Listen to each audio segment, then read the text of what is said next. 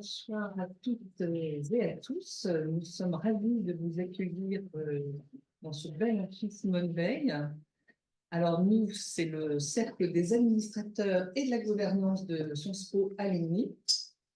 Alors, je vais voilà, vous rappeler ce qu'est ce cercle parce que certains nous posent parfois la question. Alors, ce cercle il a été fondé en 2010. Il réunit aujourd'hui 1662 membres et il a été créé par Didier Serra, ici présent, qui préside ce cercle. Et il y a un bureau qui est composé de Nathalie Delarmière-Bougnou, Oriane de Soutray et moi-même.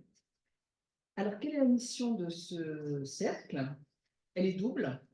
D'abord, informer et sensibiliser ses membres sur les dernières évolutions de la gouvernance des organisations et favoriser les échanges entre les membres dans un esprit réseau pour partager bonnes pratiques, conseils et contacts.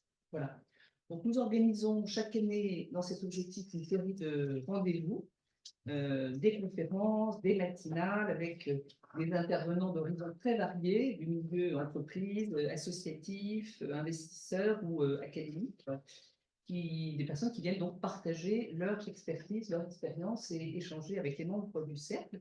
Et puis, depuis assez peu de temps, on organise également des speed networking et des afterwork. Donc, vous êtes vraiment les bienvenus.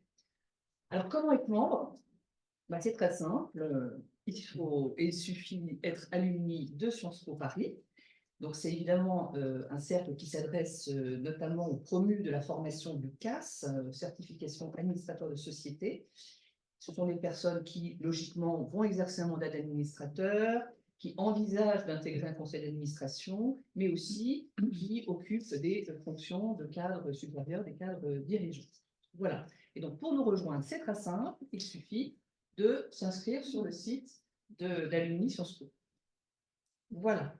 Alors, ce soir, nous avons souhaité porter notre attention plus particulièrement sur le sujet du rôle du conseil d'administration dans cette période où les entreprises sont agitées par de nombreuses vagues de mutation du travail.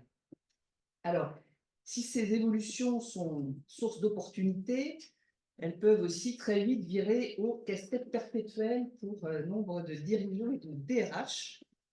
J'ai envie de dire, à peine apprivoisé le travail hybride, le tableau des complexités a été terni par l'inflation et par la géopolitique. Sans oublier la montée en flèche des aspirations environnementales, sociétales ou individuelles qui conduit certains employeurs à revoir leur copie. Et peut-être, Henri, verrons-nous que le travail n'est plus forcément l'étoile polaire d'une vie pour les jeunes générations.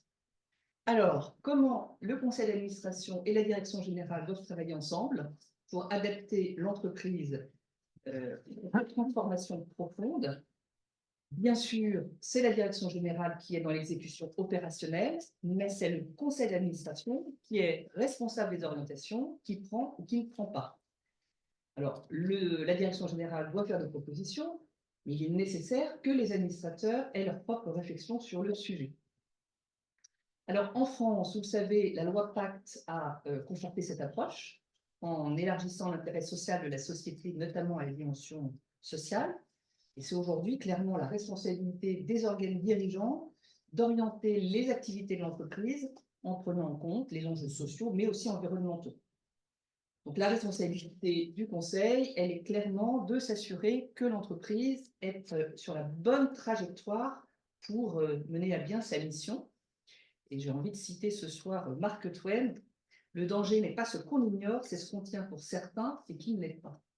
Voilà. Alors, pour aborder ce vaste sujet, sous l'angle de la gouvernance, comme c'est la vocation de ce cercle, on a le plaisir d'accueillir ce soir Henri Bergeron, figure éminente de la maison, qui nous fait le plaisir d'être là ce soir. Et alors, Henri, tu es sociologue, directeur de recherche au CNRS, au Centre de sociologie des organisations à Sciences Po, directeur du master RH et gouvernance durable, mais aussi titulaire de la chaire transformation des organisations et du travail. Véronique, après un parcours de senior partner chez Deloitte au service des clients, des fonctions RH et de la gouvernance, tu as siégé au COMEX et tu étais vice-président du conseil d'administration. Aujourd'hui, tu conseilles direction générale. Tu es également membre de plusieurs conseils d'administration, administratrice indépendante de groupes familiaux et cotés. Je citerai principalement Créadev, société d'investissement de la famille Mullier, et le groupe Maison de Famille, qui est un des leaders européens de l'accueil de nos aînés en établissement. Et puis, enfin, nous accueillons Stéphane Bors. Stéphane, tu es alors, administrateur certifié IFA Sciences Po. Tu as démarré ta carrière comme auditeur chez Mazars, et puis ensuite tu as rejoint la division pétrole de Schlumberger en tant que directeur financier, puis directeur d'usine, enfin directeur financier d'une filiale, puis directeur d'usine. Et tu t'es tourné vers le conseil en finance et en stratégie chez PricewaterhouseCoopers, et tu as fondé ton propre cabinet. Et enfin, tu as rejoint Eurogroup en 2015 en tant qu'associé. Alors, Eurogroup, bien sûr, tout le monde connaît, c'est un cabinet de conseil spécialisé en organisation, stratégie, management, et tu y diriges l'activité de finance, et tu es enfin membre du conseil d'administration d'Eurogroup. Voilà. Et puis, je souligne quand même que tu as fondé notre cousin, le groupe professionnel administrateur et gouvernance de la Société des ingénieurs arts et métiers Paris Tech. Voilà. Alors, pour bien comprendre pourquoi le conseil d'administration doit s'adresser au sujet des mutations, il faut déjà comprendre de quoi s'agit-il, de quoi parle-t-on quand on évoque aujourd'hui les mutations du travail. Et donc, nous allons nous adresser à notre expert, Henri. Merci. Merci. Alors, déjà, l'expert qui n'est pas un expert, notamment des questions de gouvernance, hein, je préfère tout de suite le dire.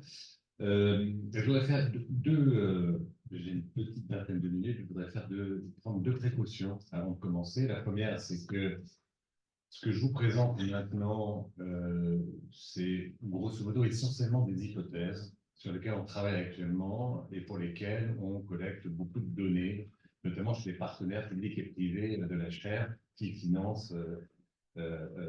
la finance. La deuxième précaution que je voudrais prendre, c'est que la crise du travail contemporaine, encore que ce soit très controversé comme expression, mais je ne vais pas rentrer dans la controverse et je vais vous demander d'accepter qu'elle existe, qui se manifeste de différentes façons, perte d'attractivité, turnover important dans certains secteurs, difficulté à recruter, ce qu'on a appelé le quiet quitting, c'est-à-dire les gens qui ont tendance à se réfugier sur simplement ce que leur dit de faire leur feuille de poste, diminution de l'engagement, grande démission comme il y a pu avoir aux États-Unis, hein, c'est très manifeste de cette crise du travail, eh bien, elle a certainement des explications. Elle est causée par des phénomènes complexes et je ne prétends pas épuiser l'ensemble des explications de cette crise aujourd'hui. Je voudrais faire juste une contribution limitée et attirer votre regard bienveillant, parce que ce sont des hypothèses, sur une explication d'un type particulier. Donc, je viens de le dire, jamais des problèmes RH qui restaient confinés d'une certaine manière dans l'entraille des directions RH. On connaît une telle publicité, sont dans tous les journaux, sont évoqués par les hommes et les femmes politiques, sont discutés dans le privé, dans le public aussi. J'ai la chance de siéger au comité d'orientation stratégique du ministère de la fonction et de la transformation publique. Et quand on va là-bas, on entend les directrices et les directeurs d'administration centrale, gendarmerie, agriculture, transport, santé, médico-social, tous dire cette crise du travail de la même façon. Donc, c'est vraiment quelque chose de très transversal. Et c'est donc quelque chose, un problème qui est inscrit sur l'agenda public. Hein, c'est quelque chose qui préoccupe le ministre de la fonction publique et de plein d'autres ministères. Et grosso modo, on a un peu regardé quelles ont été les réponses dans les organisations privées et publiques à cette crise du travail. Et finalement, elles sont très importantes, mais assez classiques. La première réponse, celle dont on parle le plus, c'est celle de recréer du sens. Hein. Voilà, on a perdu le sens du travail, les gens ont perdu le lien qu'ils avaient avec leur organisation, donc il faut travailler sur les cultures organisationnelles, il faut montrer notre mission, il faut que l'organisation montre quelle est sa contribution à la production, pas simplement de résultats financiers, mais également de toute une série de biens publics, la santé publique, l'environnement. Le premier type de mesures sont menées pour tenter d'enrayer certaines de ces caractéristiques de la crise du travail, on pourrait dire symboliques, mais je ne prends pas ce terme-là de manière négative. Hein. Voilà, c'est une activité sur les symboles, sur les signes, par les signes, et c'est tout à fait louable. La deuxième mesure, c'est la plus classique, hein, bien sûr, c'est les conditions matérielles. Donc ça va des rémunérations en passant par les conditions de travail, la qualité de vie au travail. Je ne m'étendrai pas là-dessus. Il y a eu beaucoup d'efforts qui ont été faits ces dernières années dans les entreprises et dans les organisations publiques. Troisième type de mesure, c'est ce qu'on pourrait appeler des mesures fonctionnelles, c'est-à-dire beaucoup de gens vont travailler sur les fonctions pour tenter de les enrichir, tantôt les élargir à des activités considérées comme nobles au sein d'une organisation, ou au contraire réduire les responsabilités pour les personnes qui en avaient trop. Et puis enfin, quatrième type de mesures, on pourrait dire, c'est des mesures d'ordre managérial. Il y a beaucoup de travaux dans la recherche, mais également beaucoup de formations aux questions du leadership, hein, avec cette idée qu'il faut transformer les managers en leaders, des gens autoritaires qui se réfugient derrière la règle, des gens qui des personnes qui seraient susceptibles d'engager leurs équipes en les inspirant. Ces mesures sont tout à fait nécessaires. Elles sont finalement assez anciennes. Hein. Elles se sont sophistiquées au cours du temps, mais quand vous regardez l'histoire du management, c'est moins l'histoire d'une révolution conceptuelle que l'histoire d'une sophistication de ces instruments. Et elles sont très intéressantes, mais pour nous, elles s'appuient sur un diagnostic qui est principalement psychologique et ou économique des causes de la crise du travail. Et moi, je voudrais vous pousser une hypothèse plus sociologique, une hypothèse qui s'intéresse aux questions de coopération. Parce que pour nous, et je vais vous dire d'emblée quelle est notre conclusion, c'est que pour nous, s'il y a une perte de sens au travail, elle est en partie liée, cette perte de sens au travail, aux difficultés croissantes à l'établissement de la coopération qui est nécessaire à la réalisation des tâches et des activités qui ont du sens pour les acteurs de l'organisation. On crée une organisation, c'est pour coopérer et coordonner, pour produire quelque chose qu'on n'est pas capable de produire seul. Hein. C'est vraiment le fondement. Et plus la coopération devient difficile, plus elle abîme aussi la satisfaction qu'on peut avoir au travail. Le point de départ, j'ai envie de dire, de cette recherche, c'est des interviews qu'on mène au départ dans des hôpitaux, au moment juste, j'ai envie de dire, dans les environs du tout début avril 2020, auprès de soignants, auprès notamment de réanimateurs médicaux, qui nous disent, vous savez, nous on est formés pour gérer des situations difficiles, on intervient quand 3 organes sont défaillants, donc on intervient vraiment dans des situations limites, on est préparé à la mort. Là, ça a été une médecine de guerre, ça a été extrêmement difficile, notamment dans les hôpitaux de référence. Mais il y a quand même quelque chose qu'on est obligé de vous dire, c'est que ça a été la plus grande période de contentement professionnel de notre vie. Et notamment parce qu'on a trouvé des marges de coopération avec d'autres services, avec le management hospitalier qui nous était jusqu'alors hostile. Et on a multiplié ces constats dans énormément d'organisations. Et c'est ce qui a ouvert la piste de la formation de cette hypothèse, c'est que la coopération, c'est un déterminant clé de la performance de l'organisation, quelle que soit cette performance, hein, que ce soit dans une ONG, dans une grande entreprise ou dans une administration, mais c'est également un déterminant essentiel de la satisfaction des salariés ou des agents qui travaillent dans ces organisations. Alors aujourd'hui, on est dans une situation difficile parce que, selon nous, 3 mouvements principaux contribuent à fragiliser les conditions d'établissement de la coopération dans les organisations. Et je voudrais vous présenter ces 3 hypothèses sur ces 3 mouvements de fragilisation de la coopération. Alors, évidemment, voilà, c'est pour ça qu'on n'aime pas les sociologues et qu'on ne les invite pas souvent à l'attribuer, c'est qu'ils ne sont jamais très positifs dans leur diagnostic, mais on pourra répondre à la question des solutions, des pistes de solutions possibles dans le cadre de la session questions-réponses.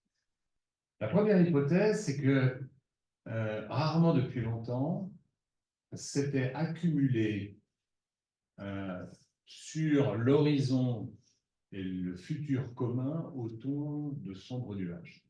Crise écologique, peut-être de nouvelles crises sanitaires, crise économique, menaces géopolitiques, géostratégiques, et ça, ce fait que l'horizon commun s'assombrit, ça a des conséquences directes sur le management à l'intérieur des organisations. En fait, on le sait depuis longtemps, la perte de croyance dans un avenir commun Donc la perte de croyance dans la force du contrat social, c'est-à-dire d'un contrat qui va nous amener à espérer une société plus juste, plus équilibrée, eh ben, ça a une tendance forte qui est celle de pousser les gens à se replier sur l'ici et le maintenant. Et jusqu'à maintenant, j'ai envie de dire, ces circonstances de sombre futur, elles touchaient particulièrement les populations en situation défavorisée. Par exemple, on sait, la sociologie et l'économie le montrent depuis longtemps, que les fumeurs compulsifs sont tendanciellement regroupés dans des catégories socioprofessionnelles plutôt défavorisées, parce qu'effectivement, pour eux, gagner 4 à 5 années d'espérance de vie en bonne santé en arrêtant de fumer à 45 ans, quand on ne sait pas si on va toucher la retraite, eh bien, ça a beaucoup moins de valeur, ces 4 ou 5 années supplémentaires de 80 à 85 ans, que quand on sait qu'on va les passer sur un yacht en Méditerranée. Et donc, le rapport au futur est un rapport très différent suivant les couches sociales. Et l'hypothèse qu'on fait, c'est que l'accumulation de ces sombres nuages sur notre horizon commun a fait que cette situation de perte de confiance dans le futur s'est généralisée et favorise un repli sur l'ici et le maintenant. Dans l'organisation, ça a quoi comme conséquence? Ça a comme conséquence que finalement, ça handicape les capacités managériales des managers. Hein, vous avez, on appelle ça le syndrome du management du partant. Hein. Vous avez tous géré des personnes qui étaient sur le départ, elles sont ingérables, par définition. Elles font ce qu'elles veulent, elles parlent à l'heure qu'elles veulent, vous pouvez leur demander un surplus de tâches, elles ne le font jamais. Et donc, ça veut dire que pour les managers, avoir des équipes qui sont tendanciellement de plus en plus qui se projettent de moins en moins dans le futur de l'organisation, eh bien, ça fait des équipes qui sont beaucoup plus difficiles à engager. Mais ça fait aussi des gens qui sont en se sentant sur le départ, parce que finalement, on ne sait pas ce qui va se passer dans 4 ans, on aura peut-être une arme nucléaire qui va nous tomber sur le visage, et bien, ce sont aussi des gens qui sont moins capables d'engager la coopération. Hein, ils sollicitent les gens, mais on sait qu'ils ne font plus partie de la carte mentale de l'organisation, qu'on ne se projette plus avec eux.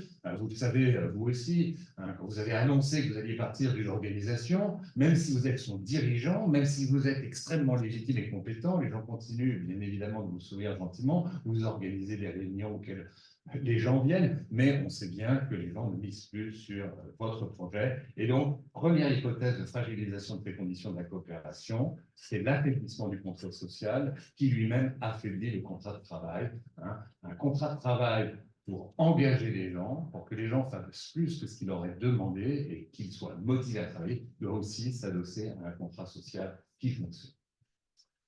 Deuxième hypothèse, c'est une hypothèse plus classique, une hypothèse qui est pointée par pas mal de chercheurs, donc on peut presque transformer en thèse, mais pas encore dans le cadre de nos travaux, c'est que finalement, il y a eu toute une série de mouvements de rationalisation dans les organisations, de diminution des coûts, organisations publiques et privées, qui ont fait que, grosso modo, on est arrivé à une situation avec 3 conséquences principales qui sont délétères pour la coopération dans les organisations. La première conséquence, c'est qu'il y a une tendance à la réduction du travail à l'activité de production. Produire, c'est réaliser un tableau Excel, c'est terminer un rapport, c'est faire un acte de soin. Et cette réduction du travail à la production a eu tendance à démonétiser le temps relationnel, le temps d'engagement des relations avec les autres, qui est absolument nécessaire, ce temps relationnel, pour induire la coopération avec autrui. Deuxième conséquence de ces mouvements de rationalisation, c'est un accroissement de la concurrence. Alors parfois, c'est un effet voulu, recherché. Hein. On sait dans l'administration publique que ces dernières années, le New Public Management a cherché à introduire des mécanismes marchands pour stimuler la performance dans les organisations, mais ça peut être aussi l'effet non voulu de politiques de rationalisation qui font que les individus sont plus en concurrence pour l'obtention de ressources rares. Et même si certains chercheurs de gestion montrent que concurrence et coopération ne sont pas tout le temps incompatibles, très souvent elles le sont.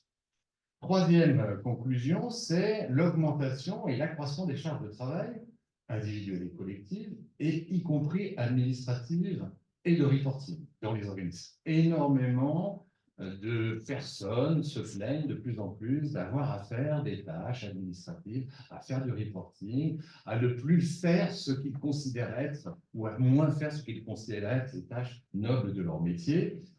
Ça, c'est la place enseignante, on le voit dans les administrations. Dans les administrations, les enseignants des collèges, ou les policiers, ou les médecins à l'hôpital, ils ne se plaignent pas tellement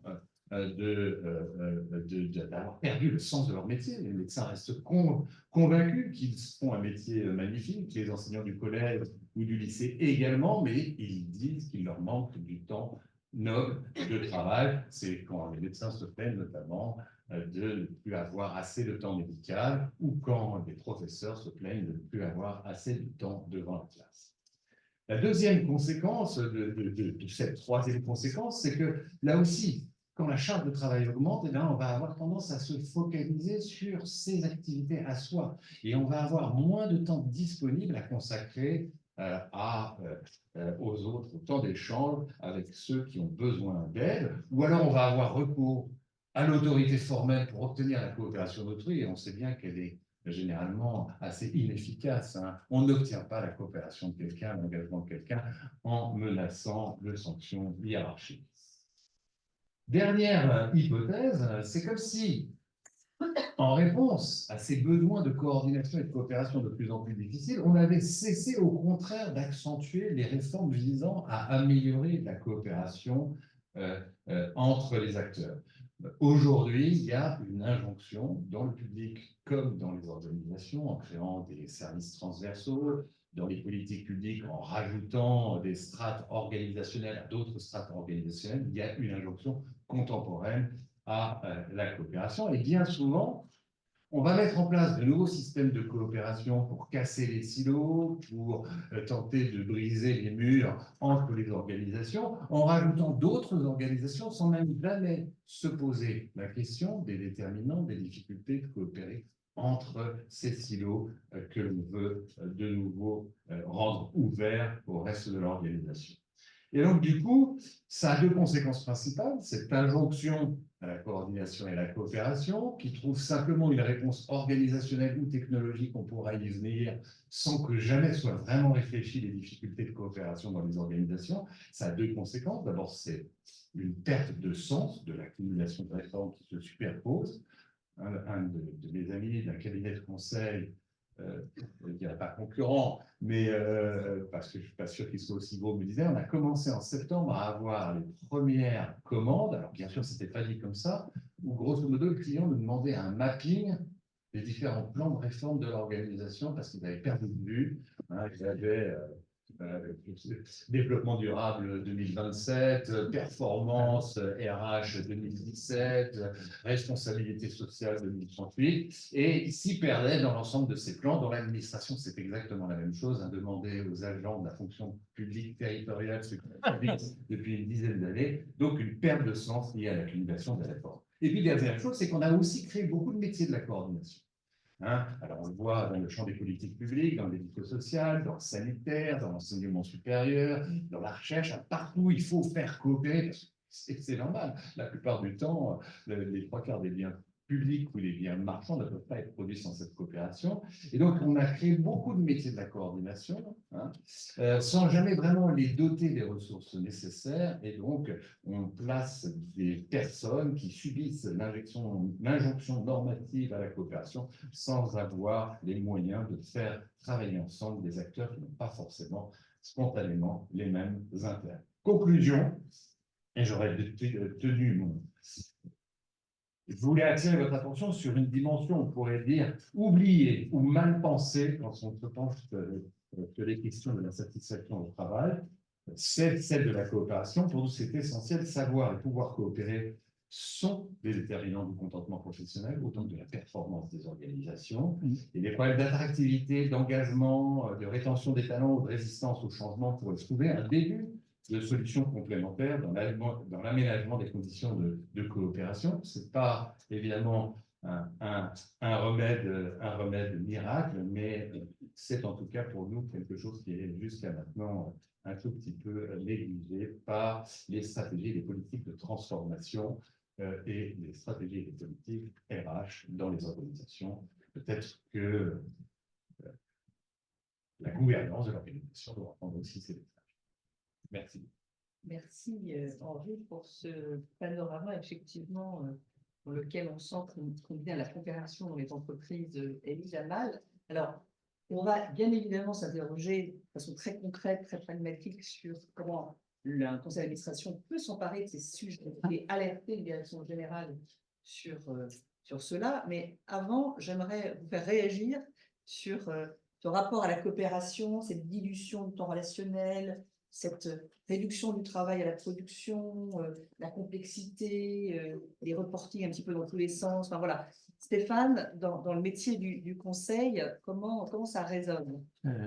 Merci de me donner la parole. Je vais peut-être faire une remarque préliminaire suite à ce qui vient d'être dit, notamment sur l'histoire de suite de réforme.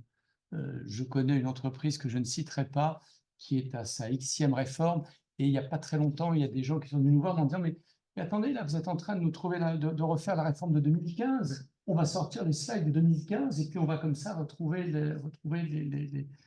des réformes qui ont déjà été faites. Autrement dit, les gens sont en train de dire mais on est en train de faire 360 degrés et on est en train de revenir à notre point de départ. Deuxièmement, sur ces histoires de reporting, je prends l'exemple parce que typiquement, je suis facilement en relation avec les directions financières des groupes. On se rend compte qu'effectivement, typiquement ces types de directions ont dû produire de plus en plus de reporting sans qu'on leur donne effectivement le sens de l'ensemble de ce qui est produit, mais surtout sans qu'on leur dise si vous produisez ces nouveaux reporting, les autres en revanche ne sont plus nécessaires.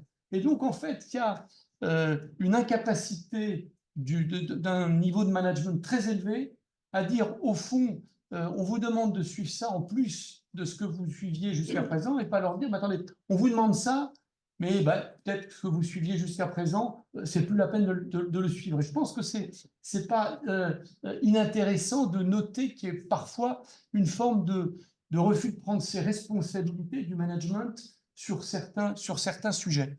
Alors, moi, par rapport à Henri Bergeron, je dis un praticien, et ce que je vais raconter, ça sera sûrement plus de l'ordre de l'anecdote que de l'ordre de la théorie parfaitement structurée, et vous voudrez bien ne pas m'en vouloir. J'ai essayé simplement, et c'est ce qui m'est demandé, d'essayer de vous dire, au fond, nous, dans le domaine du conseil, qu'est-ce qu'on constate? Dans le domaine du conseil, alors, le propre du conseil, c'est que, en tout cas chez Eurogroupe, c'est qu'on recrute des gens à la sortie de l'école et puis ils peuvent rester, j'ai envie de dire, jusqu'au bout. Ça veut dire qu'on a bien toutes les générations. Et en fait, aujourd'hui, le premier constat qu'on fait, parce qu'on regarde, nous, cette jeune génération, parce que cette jeune génération, c'est celle qui, dans X années, nous succédera.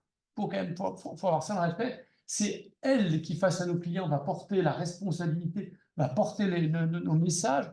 Et donc, on est vraiment très attentif à la regarder. Bon, bref. Premier sujet, premier point, c'est qu'on la trouve très transactionnelle. Ça nous frappe. Alors, non pas que nous n'étions pas transactionnels, c'est pas vrai, mais on avait un rapport au temps qui n'était pas le même. Ça veut dire que nous, on savait que quand on bossait, on investissait et on savait qu'à un moment donné, si on se débrouillait bien et si les choses se passaient correctement, il y aurait de la place, on y arriverait. Le rapport au futur qui évoquait. C'est le rapport au temps. Aujourd'hui, nous, ce que l'on constate, c'est qu'en fait, nos plus jeunes ont un rapport au temps qui n'est pas celui-là et qui disent tout paie le mérite salaire et plutôt immédiatement. Et donc, on est dans une relation qui est beaucoup plus qui est transactionnelle et immédiate. Et ça, pour nous, c'est pas forcément simple à gérer parce que c'est pas notre habitude. Parce que parfois, on aime bien donner du temps, etc. Mais, et on constate actuellement que ce paradigme est d'autant plus renforcé que la situation du marché du travail leur est favorable. Je parle leur est favorable aux plus jeunes d'entre nous. Et ce phénomène s'est vraiment accéléré avec la période Covid. Ça, on est vraiment très, très frappé par ça. Et on se demande si c'est quelque chose qui va durer. Pour tout dire, aujourd'hui, on voit arriver, mais je fais partie des gens qui n'y croient pas, on voit arriver des approches de type ubérisation du conseil, c'est-à-dire des jeunes qui ont passé 3-4 ans à faire du conseil et puis qui créent leur propre structure et puis ils disent maintenant, vous m'envoyez l'émission, je vais les faire. désolé, mon métier, moi j'ai mis, alors je suis pas doué, hein, mais j'ai mis pas mal d'années à l'apprendre en termes de méthodologie, de relations clients, etc. Et je suis très convaincu que ça ne marchera pas, mais à eux de faire leur expérience. Et voilà. Mais on constate malgré tout parfois certaines tendances à ça. Première Pour le coup, remarque. la coopération entre les acteurs dans une ubérisation, elle n'existe pas. Ben, elle existe, mais elle est contractuelle. Elle n'est que contractuelle. Or, moi, désolé, ma responsabilité d'associé, c'est de former. Mon sujet, moi, je suis payé pour transmettre. Tout en haut, nous, dans notre logo Eurogroupe, on dit, mais c'est comme tous nos autres confrères, naturellement, nous, notre enjeu, c'est de transmettre. On a fait le boulot quand les jeunes, ben, ils sont capables d'aller faire le boulot à notre place. C'est le premier point. Le deuxième point, c'est effectivement ce rapport au collectif, et ça comment dirais-je, c'est en parfait miroir avec ce que disait Henri Bergeron il y a quelques instants, c'est le sujet du rapport au collectif. Nous, on doit pas être, on a du mal avec ça. On voit bien ils ont du mal à travailler d'une façon désintéressée pour le collectif. Tout à l'heure, on parlait de fonctions transverses. Nous, on essaie de créer comment dire, des initiatives transverses pour embarquer les gens, pour que, même si on n'est pas sur un secteur, sur une typologie de mission, etc., on essaie de faire du transverse, l'intelligence artificielle, typiquement le développement durable, etc.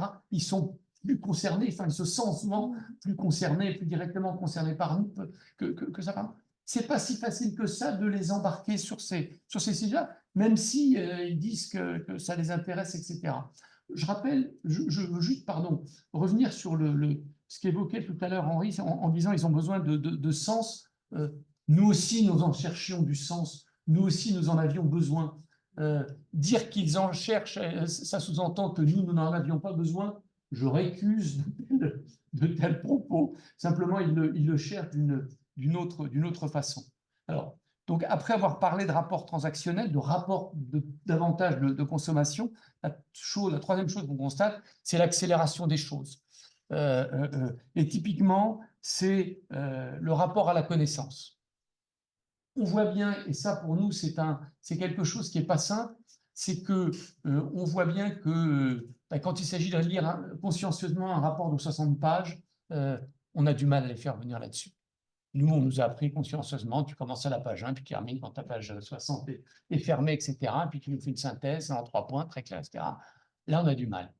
On a du mal et on voit bien que typiquement, cette accélération de tout, alors, c'est un côté positif parce que ça les amène à utiliser des outils qui n'étaient pas à notre disposition, des outils de type statistique, etc. Ils ont de la donnée tout de suite, etc.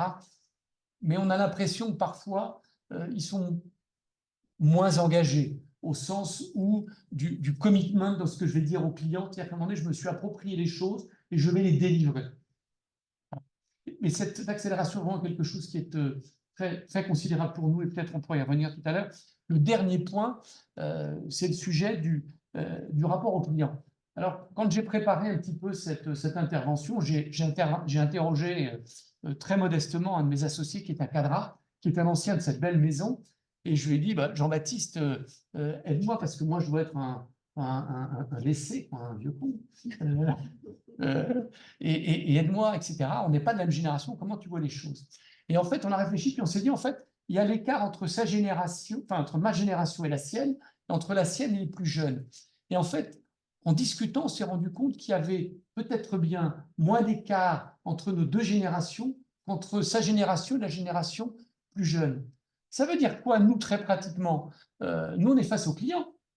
À un moment donné, on parle à un dirigeant, et le dirigeant, il a souvent un peu plus de cheveux que moi, mais ils sont de la même couleur que les miens. Et oui, ça veut bien dire que nous, dans notre façon de faire, il faut qu'on arrive à trouver les moyens de faire en sorte que malgré tout, ces jeunes générations qui ont comment dirais-je, qui ont les caractéristiques qu'Henri a développées bien mieux que moi, mais que nous, on constate tous les jours, on arrive à faire en sorte qu'ils soient pertinents face à nos clients et qu'ils sachent les aborder. Et ça, c'est un effort, et pour nous, c'est un défi. Voilà à peu près ce que je voulais dire en guise d'introduction, si ça vous convient. Un constat assez pessimiste quand même.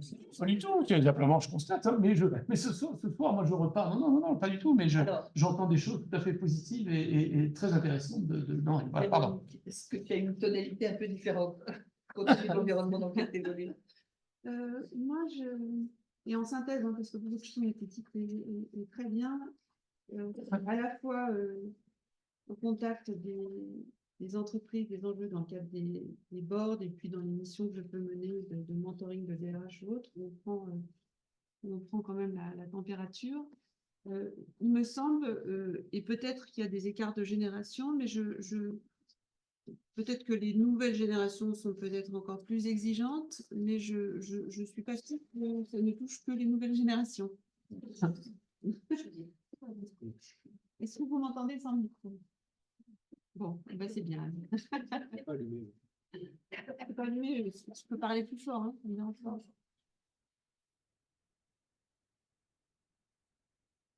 Tiens, regarde. Voilà, on reconnaît un consultant. Et donc, ce qui me semble important, peut-être dans les attentes, et vraiment en grande synthèse, hein, c'est j'ai l'impression qu'on a des attentes, enfin, les salariés ont des attentes vers une entreprise plus humaine, mais plus humaine pour tous. C'est-à-dire que c'est moins une question de dirigeants, de personnel salarié, d'aînés ou de moins aînés. Qu'est-ce qu'on met derrière? Moi, je mets du sens, en fait. Et pour moi, c'est pas derrière le sens. Et je pense qu'aujourd'hui, on est plus exigeant en matière de sens qu'on en l'était il y a peut-être 30 ans. Voilà. Et donc, mettre du sens, ça peut dire peut-être se sentir un peu utile. Un peu utile, donc dans une entreprise qui fait des choses, ou peut-être dans son métier, donc dans une entreprise qui se sent utile au monde, ou dans son métier, de se sentir utile. Voilà. C'est d'ailleurs un sujet qui tape là, pas mal les sujets d'intelligence artificielle, comment garder l'utilité. J'ai l'impression, pour passer à autre chose, que l'entreprise plus humaine, ou en tout cas les attentes des salariés, c'est vers un rapport avec plus de confiance et peut-être plus d'autonomie dans ce qu'on fait. Voilà. Quel que soit, on peut être dans des sphères de production ou dans des sphères beaucoup plus en haut de la hiérarchie, cette demande d'autonomie, cette demande de rapport de confiance, il me semble qu'elle s'exprime assez nettement. On demande aussi à l'entreprise de m'apprendre des choses, moi, en tant que salarié. Pourquoi? Parce que ça va vite. Hein. Et donc, l'obsolescence des compétences et donc le risque de perte d'employabilité. Et donc, qu'on soit dans un centre de production avec de l'IA qui commence, des robots, de l'automatisation, ou que je sois consultant en strat avec ChatGPT qui fait des choses à ma place, il me semble que l'employeur, en tout cas l'employeur responsable, il a ce devoir de formation adaptée, de formation tout le long de la vie du salarié pour veiller à cette employabilité, à cette adaptation au nouveau métier. Voilà. Et donc ça, concrètement, c'est des parcours, hein, c'est de la formation pour tous, adaptés aux gens et non pas des parcours qui ne seraient pas utiles. Voilà. Donc, cette notion d'employabilité, Henri l'a dit beaucoup mieux que moi, derrière la coopération, moi je pense que les salariés ont envie de bonnes relations de travail, avec cette importance de ceux qui impriment le rythme, qui donnent le ton aussi, c'est le management de proximité. Il y a une étude qui est sortie où on demandait aux managers, il y en a la moitié qui sont fichés pour être manager. Donc, ça questionne quand même. Hein, c'est pas facile aujourd'hui d'être manager de proximité. Voilà un peu les. Alors, je n'ai pas parlé de rémunération parce qu'on a parlé tout à l'heure, mais je pense qu'on ne fera pas la différence sur les rémunérations alors qu'elles sont juste robustes et hautes. On en joue déjà, mais en tout cas, sur toutes ces attentes, il me semble que voilà, c'est important. Et la bonne nouvelle, c'est qu'il n'y a pas de fatalité. Donc, c'est vraiment pour moi, on parle de gouvernance ou de sujets pour les comités exécutifs, c'est vraiment une des 3 priorités des entreprises. Et les sujets, ce qui apparaît comme nouveau, c'est que ces sujets de oui, il faut former les salariés, il faut que les salariés se sentent bien, il faut qu'il y ait un collectif voilà, heureux, l'employabilité. Moi, j'ai été DRH dans une vie antérieure, c'est des sujets qu'on mettait déjà sur la table.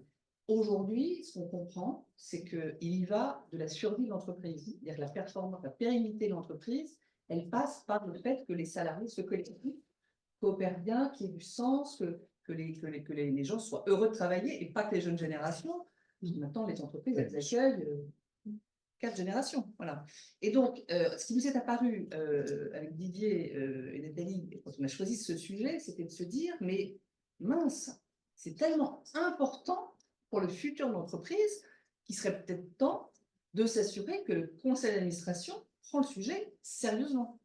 Et ce n'est pas effectivement voilà, un sujet DRH, la direction des talents, machin, une fois par an, le DRH, dans le meilleur des cas, vient présenter sa stratégie, et puis, oh, c'est là. Donc, on s'est dit, voilà, comment ce sujet est adressé? C'est-à-dire que pendant longtemps, le conseil d'administration, il était concentré sur des problématiques humaines de direction générale, les nominations, évaluation, rémunération des dirigeants. Et puis, alors, aujourd'hui, le capital humain, on commence à s'y intéresser, on va en parler, le sujet, le ESG, la loi Pacte, etc. Ça commence de façon assez inégale quand même dans les entreprises. Mais compte tenu, encore une fois, de l'ampleur des mutations dont on parle, c'est de la gestion d'opportunités quand même, mais c'est aussi de la gestion de risque. C'est vrai que sans prise de risque, l'entreprise, elle ne peut pas connaître un développement pérenne, d'accord? Mais il faut bien apprécier les risques, sinon on se retrouve avec des chemins d'entreprise comme avec des échecs retentissants comme Kodak, Virgin ou BlackBerry. Voilà. Donc, question pour Véronique, qui a une très belle expérience d'administratrice et tu sièges aussi dans des différents comités. Voilà, comment, à ton avis, les conseils dans lesquels tu es se sont emparés de ces sujets et de quels moyens dispositifs? Alors, tout ce que je vais vous raconter peut être articulé en fonction, vu de ma fenêtre, de la taille des entreprises. Il y a des groupes cotés, il y a des ETI, voilà. Donc il n'y a pas de dogmatisme en la matière et peut-être que une plus petite entreprise qui n'a pas de comité spécialisé, elle pourra mener à bien des travaux dans le cadre de son conseil d'administration. Donc, vous voyez là vraiment quelque chose d'assez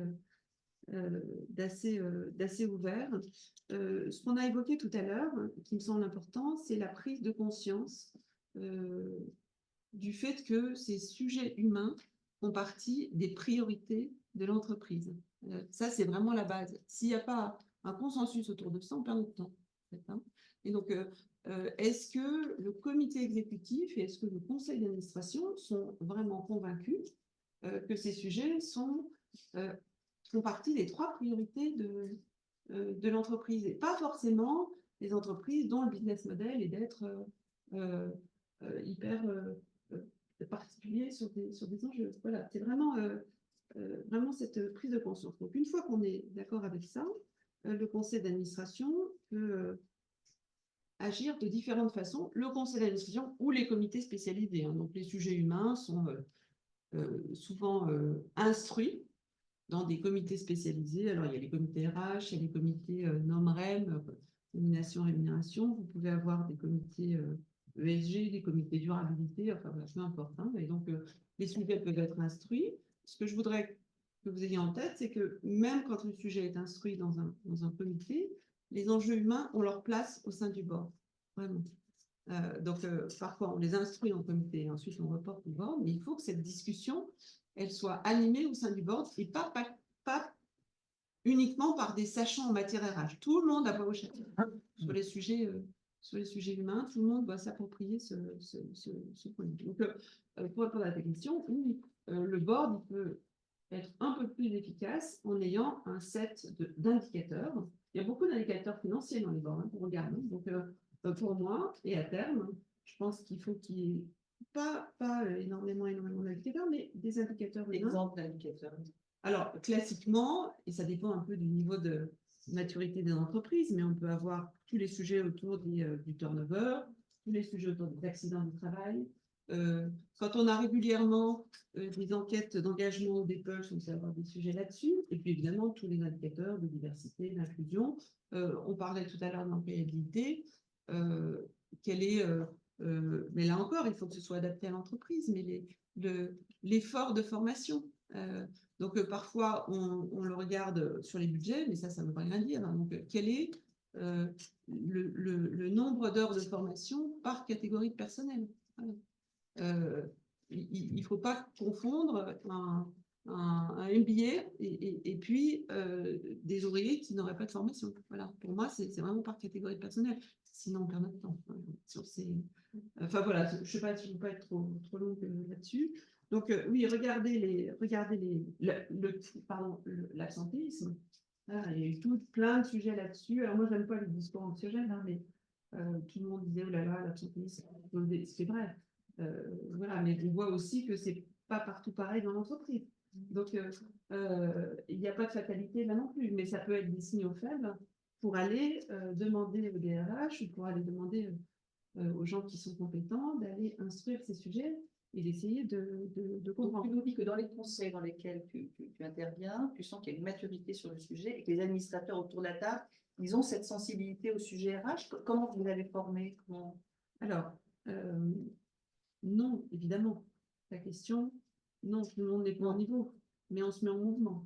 Voilà, c'est ça qui est important. Et puis, ça dépend de la maturité des entreprises. Donc, et il peut y avoir des formations, mais dans le conseil d'administration, il y a des sujets très techniques. Là, on ne va pas aborder la CSRD, donc c'est quand même mieux que les gens soient à peu près formés sur l'essentiel. Mais les sujets relatifs aux aspects humains, il y a des gens dans le conseil. Et donc, c'est pour ça aussi qu'il faut que le conseil, la composition du conseil intègre des gens qui sachent, voilà, mais pas que. Les sujets humains, ils peuvent être embrassés par tout le monde, en fait, notamment dans les conseils d'administration. Il y a quand même pas mal d'execs qui raisonnent bien en matière de contraintes. Voilà. Donc, dans un conseil d'administration, je ne voudrais pas monopoliser le temps, là, mais il y a tout le sujet autour des KPI. Si on n'a pas d'indicateur, on perd notre temps. Donc, il faut quand même, et on se raconte des choses, voilà, il faut quand même avoir des KPI pour instruire des sujets, pour suivre les évolutions dans le temps, se faire expliquer les variations, qu'on soit en comité ou au conseil d'administration. C'est toujours une bonne session. Recevoir régulièrement le DRH. Donc, si on le reçoit dans les comités, on va, à l'occasion, par exemple, d'une enquête d'engagement, ça peut être intéressant d'avoir, que ce soit sur toutes les géographies d'un grand groupe ou à plus petite échelle, pour parler, quand il présente son plan de formation, l'obsolescence des compétences, qu'est-ce que c'est, les nouveaux métiers, enfin, voilà, tous ces sujets qui sont particulièrement importants. Avec l'IA, en quoi ça impacte vos métiers, comment vous allez garder des gens employables le plus longtemps possible, comment vous allez enrichir les tâches. Voilà, ça c'est des sujets qui sont très concrets. On reviendra tout à l'heure sur l'IA. Stéphane, alors ce sujet-là que tu nous as présenté, les nouvelles générations, un rapport un peu différent, dans votre conseil d'administration, chez Revoux, ça se passe comment? Peut-être. C'est la même. Oui, non, mais c'est. Nous, notre gouvernance est organisée autour de 3 structures. Donc, le comité des associés, les associés sont actionnaires. Au fond, c'est bien le comité des associés qui est, in fine, décisionnaire final de ce qui se fait, un COMEX, et puis donc le conseil d'administration. Le conseil d'administration a une responsabilité fondamentalement stratégique, et notamment lors des opérations de croissance externe qu'on peut faire. Et là, typiquement, c'est le premier moment, c'est un moment, pardon, où on se pose la question RH. Typiquement, quand on a choisi de développer une entreprise autour de l'intelligence artificielle, on s'est dit, c'est in ou c'est out? C'est in ou c'est out parce que, typiquement, on est sur des profils, des gens d'IA, c'est pas forcé, ils ne sont pas forcément tous, comment dirais-je, compatibles avec le consultant moyen d'Eurogroupe qui est passé par, etc. C'est pas tout à fait les... Et on y réfléchit. Pour le coup, c'est une décision de board. On a dit, il faut que ce soit out. Alors, avec les contrôles qui vont bien, mais typiquement, et à l'époque, on avait fait des enquêtes auprès de clients qui avaient fait un certain nombre d'opérations comme ça, en disant comment vous faites et vous, etc. Et on avait alimenté cette... Donc pour montrer que ces sujets RH sont bien au cœur de notre réflexion. Par ailleurs, on parlait là d'indicateurs. Nous, on a des indicateurs alors qu'on suit vraiment très, très régulièrement. Alors, je ne vous ai pas un taux d'occupation parce que ça, c'est une façon de revenir effectivement au niveau d'activité à la rentabilité. Mais le sujet de turnover, on les suit d'une façon très précise, par grade, par origine de formation dans tous les sens. La durée d'émission, c'est quelque chose, c'est un sujet sur lequel nous avons été amenés à revenir récemment. C'est-à-dire que pour nous, jusqu'à présent, des missions qui duraient X mois, ça nous allait très bien, c'était comme ça, tant mieux. Il y avait de la fidélité, c'est que tout se passait bien. Et en fait, non, les consultants les plus récents disent au bout de 6 mois, oh là là, moi je veux faire quelque chose. Et puis, si je n'ai pas quelque chose d'autre, je m'en vais. Bon, donc c'est bon, on a compris, on a fini par comprendre et on a dit très bien.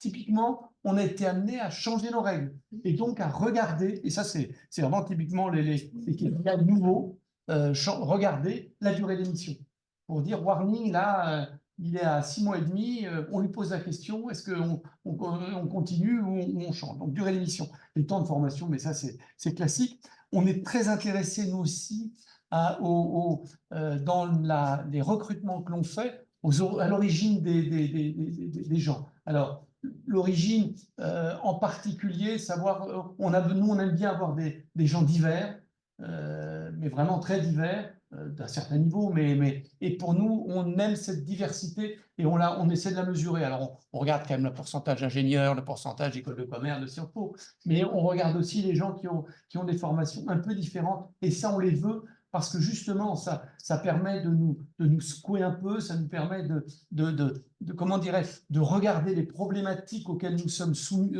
confrontés avec des angles un peu différents. Et c'est vrai que le fait d'avoir de voir cet angle un peu différent permet de voir en 3D, c'est toujours utile, c'est toujours préférable aux 2 dimensions. Alors, vous avez tous les deux évoqué le sujet de l'IA. Alors, évidemment, l'IA interroge, bouscule nos pratiques. Alors, il y a des réflexes anxiogènes. Certains y voient des opportunités. Moi, j'ai envie de vous poser la question, Henri, est-ce que les défis pour l'avenir, côté RH, c'est plutôt humain, c'est plutôt l'IA, c'est un peu les deux? Comment ça va le sujet? Alors, d'abord, je voudrais quand même, juste, si vous me permettez, rebondir sur les choses que Virginie a dit, qui résonnent vraiment très fortement avec la façon dont on travaille, les recherches. On accompagne aussi beaucoup de cabinets de conseil dans des missions pour leur donner un regard supplémentaire sur les livres. Et ce qu'elle disait, je faisais penser en ce moment, on parle de double matérialité. On a la comptabilité, bien sûr financière, qui permet des informations pertinentes pour prendre des décisions dans les instances de gouvernance. Se développe une comptabilité écologique, là aussi, ça va donner envie. Effectivement, on pourrait développer une 3e type de comptabilité qui renverrait relationnel, en ressources humaines.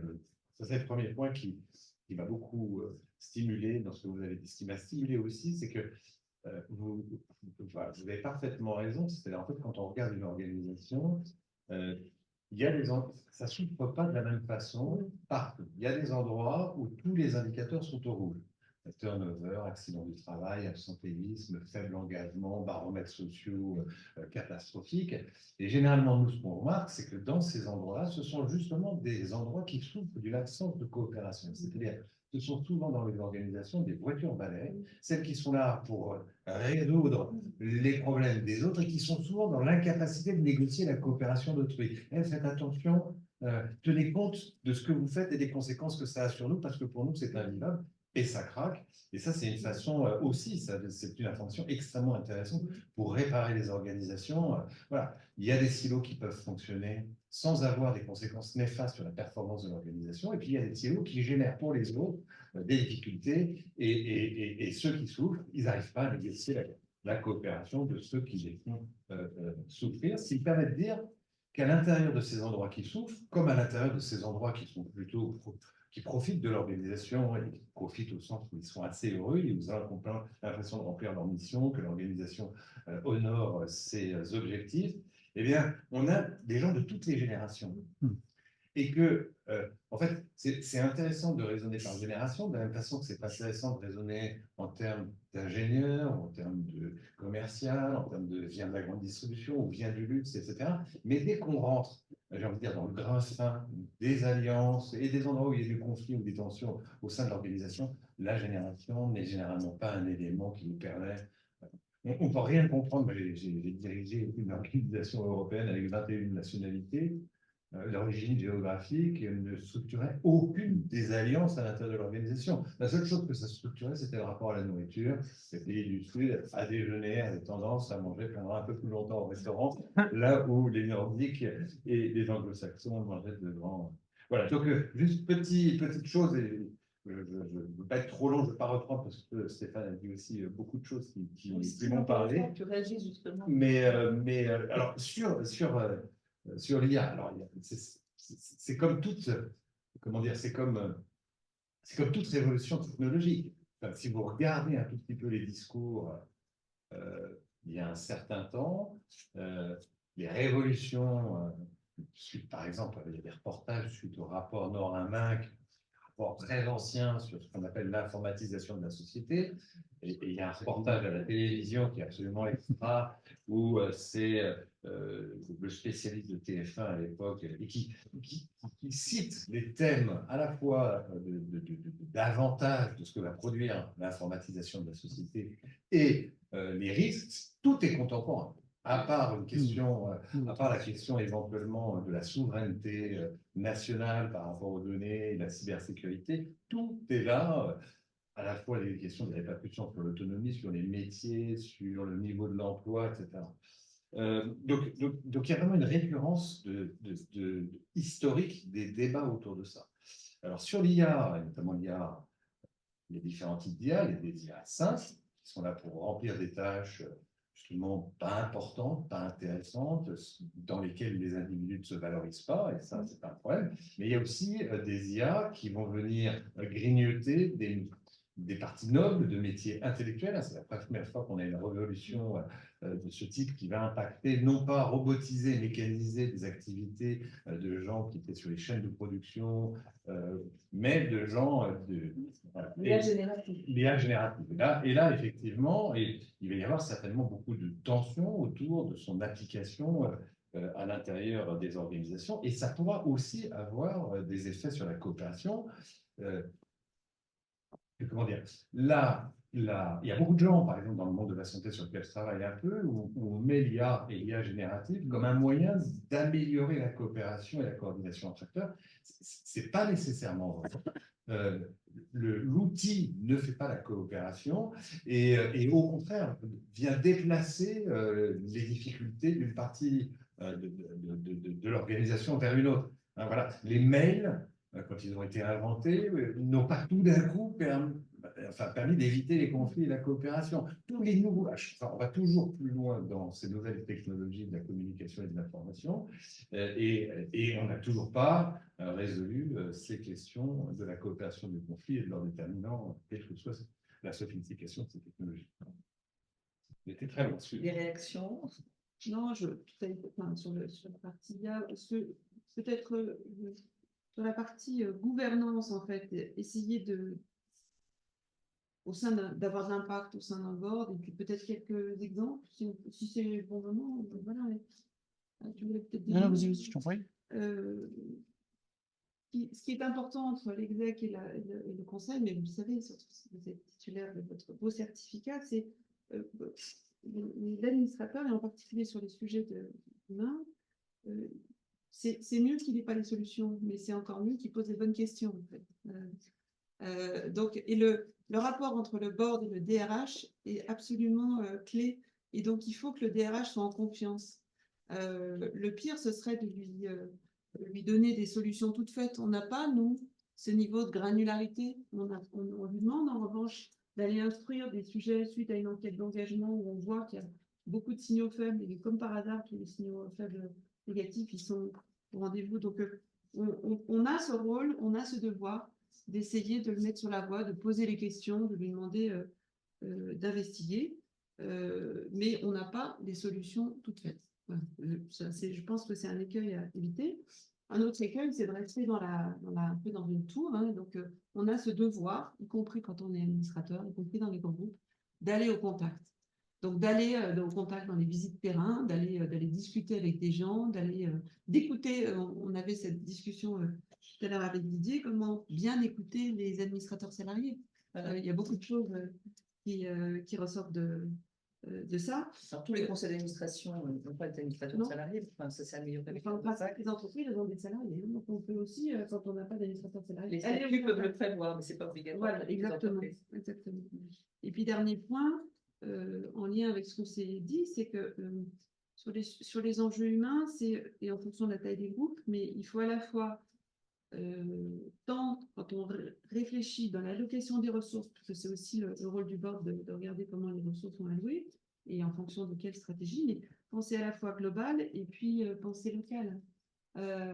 Il n'y a rien de pire qu'un board qui est animé depuis Paris où on va vouloir tout révolutionner. Donc, il y a des initiatives qui sont intéressantes, on parle des salaires décents et autres, mais regardons bien les différentes géographies, les différents modèles d'affaires, la taille des entreprises, la taille des filiales avant de poser des grands discours. Plus près on est voilà.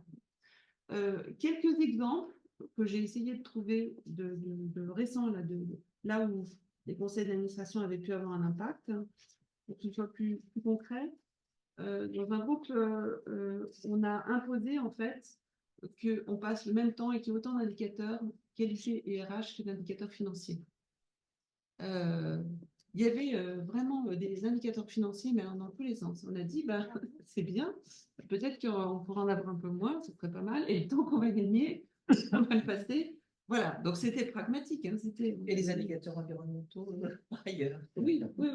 Voilà. Donc il y avait, c'était la troisième catégorie. Donc on avait des indicateurs financiers, on en avait quelques-uns au niveau environnemental, mais on n'en avait pas du tout sur les aspects humains et qualité. Et donc, ou alors pas de façon récurrente en fait, c'était une fois quand il y avait un. Donc ça a été très vertueux pour tout le monde d'ailleurs, parce que en début de board, on a les indicateurs à l'avance évidemment, et en début de board, les administrateurs questionnent aussi bien sur le financier que sur voilà. Et donc maintenant, c'est vraiment très. Et la bonne nouvelle, c'est que souvent tout se parle. Voilà. Autre exemple, dans le cadre d'une société d'investissement, je préside un comité de rémunération, 35 sociétés en dessous. Comment est-ce qu'on partage la valeur dans un groupe aussi fort en valeur que l'immobilier? Donc là, on s'est doté de quelques principes pour essayer de dire comment finalement, en fonction des géographies, voilà, quels principes on a pour partager la valeur. Combien on donne aux dirigeants, combien on donne aux salariés, en fonction de quoi, comment on pousse une feuille de route, en fonction de quoi, enfin, quelle est la part du variable, quelle est la part des aspects ESG, quelle est la part du bonus, des ILT, enfin voilà. Donc ça, c'est pas encore miraculeux, évidemment, mais on est à peu près dans une trajectoire. Voilà. Et on fait en sorte que de la petite pousse au gros groupe, eh ben, chacun fasse un pas. Ça, c'est un deuxième exemple. Autre exemple, là, lié à l'inclusion. Je fais partie d'un comité de nomination où, première fois que je siège, on nous montre donc un comité de nomination, c'est pour nommer des administrateurs. Première fois que j'étais, je vois je ne sais plus comment on dit en français, le pipe, enfin les candidats, la liste des candidats, pardon, il n'y avait que des hommes. Voilà. Que des hommes partout. Voilà. Donc, c'est en quelle année? C'était l'année dernière. Et donc, je dis, mais comment ça se fait que, ah bah oui, non, mais là, tu comprends, c'est voilà, plein de. On va rapidement tomber dans les poncifs. Et donc, je dis, bah, voilà, je pense que ce serait bien qu'on mette un peu de tout hein, dans le. Et donc, ce serait bien. Et je dis, je ne peux pas me positionner aujourd'hui sur ces nominations. Et donc, j'espère bien que la prochaine fois, ben, on aura quelque chose de plus construit. Eh bien, et donc, on m'a demandé de voter, et donc j'ai refusé de voter, en fait. Hein. Et bien, bizarrement, la fois d'après, on avait une liste de candidats qui intégrait quelques candidates. Bon, voilà. Ça ne veut pas dire qu'on va les prendre, hein, mais au moins, on ouvre. Voilà. Et on se met en mouvement. Et le courage de la posture. Parce que tu me disais, quand on a préparé cette table ronde, dans cet exemple-là, en fait, je ne suis quand même pas allée de façon trop frontale. Non. Voilà. Parce que... Bah, surtout en commence pas, sinon, voilà. Et donc, c'est de dire qu'est-ce qui est réaliste ou pas. C'est pas d'avoir un. Peut-être c'est pas 50% de femmes, j'en sais rien, parce qu'ils partent de zéro. Mais de se mettre en mouvement, quoi. Voilà. Et peut-être qu'à terme, ils y arriveront. Et puis, dernier exemple, où là, le board a eu un impact, me semble-t-il, post-crise sanitaire dans une entreprise, une grosse ETI familiale, zéro ouverture du dirigeant sur le télétravail. Zéro. En disant, enfin voilà, tous les poncifs qu'on entend. Et donc là, dans les indicateurs, on voyait le taux on regardait le nombre de candidatures qu'il fallait, le nombre de propositions qu'ils devaient faire pour avoir des candidats qui rentraient chez eux, en fait.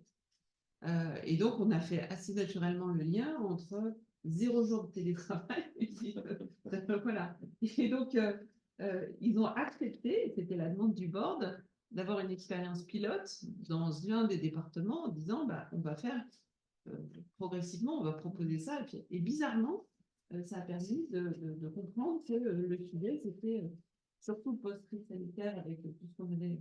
Voilà, c'était l'un des éléments d'attractivité et l'entreprise n'était pas audible parce qu'elle n'avait pas un peu évolué. Ça ne veut pas dire qu'il faut, en tout cas par rapport à cette entreprise, ça a permis de solutionner quelque chose en douceur. Alors, le sujet de l'attractivité des talents dans votre activité de conseil, ça, c'est évidemment un sujet important. Dans votre, alors, chez vous, la gouvernance, c'est le comité des associés, c'est le COMEX, c'est le conseil d'administration. Mais Oui, c'est ça. qui a son mot à dire sur ce qu'il faut mettre en place pour être plus attractif pour ces profils de consultants? Ça, c'est vraiment une réflexion qu'on a entre associés. Alors, la DRH y contribue, mais de toute façon, nous considérons que le capital humain, c'est vraiment notre outil. Donc, c'est vraiment quelque chose auquel on est tous très attentifs. Et typiquement, on fait des efforts. Tout à l'heure, on parlait du salaire. On fait en sorte en permanence de se benchmarker sur des histoires sur les salaires. Ça, c'est quelque chose sur lequel, à tous les niveaux, y compris au niveau du conseil d'administration, on s'interroge, on fait des choix. Dans différents sens, on fait des choix. Sur les sujets de partage de la valeur, ça, c'est quelque chose qui est fait depuis assez longtemps chez Eurogroupe. C'est-à-dire qu'en fait, on fait en sorte que les écarts entre les plus juniors et les moins juniors soient normaux. Enfin, c'est-à-dire que ce n'est pas des écarts de 1 à 20. Enfin, vraiment, et ça, c'est quelque chose qui est discuté au niveau du conseil d'administration, parce qu'on considère que c'est important et que, comme au conseil d'administration, ce sont les associés les plus seniors, c'est eux qui doivent typiquement donner l'exemple. Je rappelle typiquement que pendant la crise Covid, à un moment donné, on s'est un peu inquiété, puisque c'est une crise durant laquelle on est très inquiet sur notre activité. Quand il a fallu faire des efforts sur les salaires, ce sont les associés qui ont fait ces efforts sur les salaires.